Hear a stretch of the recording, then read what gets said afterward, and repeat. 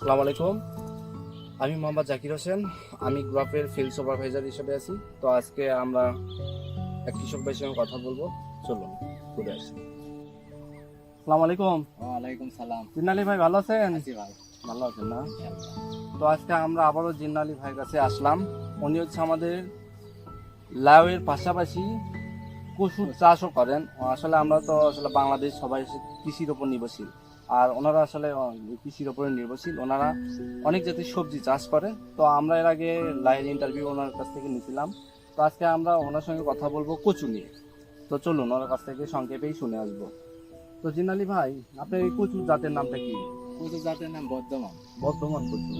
এটা আপনার জমির পরিমাণ কতটুকু? জমির পরিমাণ আছে সেখান থেকে আসলে দেখতে পাচ্ছি অনেক বড়, প্রায় 2 বিঘা। আড়াই বিঘা। আড়াই বিঘা। হ্যাঁ। আড়াই বিঘাতে শুধু কচুই চাষ করছে। কচুই চাষ, আড়াই বিঘাতে। হ্যাঁ, আপনি এই যে কচুটা লাগাইছেন, বর্ধমান কচু, হ্যাঁ, এটার চাহিদা আমাদের বাজারে অনেক বেশি। কারণ কচুতে রয়েছে অনেক ভিটামিন, এবিসি, ক্যালসিয়াম, এবং হচ্ছে এটা, আর এই কচু আমাদের রাতকানা প্রতিরোধ, মানে রাতকানা যারা চোখে দেখতে পায় না, এই কচু অনেক কার্যকরী প্রতিরোধ। খেতেও খুব ভালো। হ্যাঁ, এটা অনেক পুষ্টিকর খাবার আসলে। তো আপনি যে কচুটা লাগাইছেন, এবার কি রকম ফলন আশাবাদী আপনি? এবার আশা করা যায় গতবার সত্যি ভালো হবে। গাছা মোটামুটি ভালো দেখা যাচ্ছে। হ্যাঁ হ্যাঁ গাছের চেহারা ভালো আছে, কচুও ভালো দেখা আছে। হ্যাঁ, যেহেতু গাছ যদি ফলন আপনার ইনশাআল্লাহ ভালো। সতেজ তেজি হয়, আশা করা যায় ফলন ভালো। অনেক বেশি হবে। হ্যাঁ। হ্যাঁ, অবশ্যই আপনার ফলন অনেক বেশি হোক, আমরা এই দোয়া প্রত্যাশা করি গ্রুপ টিম থেকে। তো আমাদের গ্রুপ টিম থেকে আপনি কি কি পেয়েছিলেন?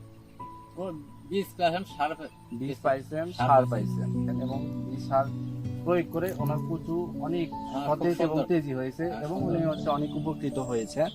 তো ইনশাল্লাহ আমরা গ্রুপ টিম থেকে আপনার জন্য পরবর্তীতে আরো অনেক ভালো কিছু নিয়ে আসতেছি, ইনশাল্লাহ নিয়ে আসবো খুব শীঘ্রই।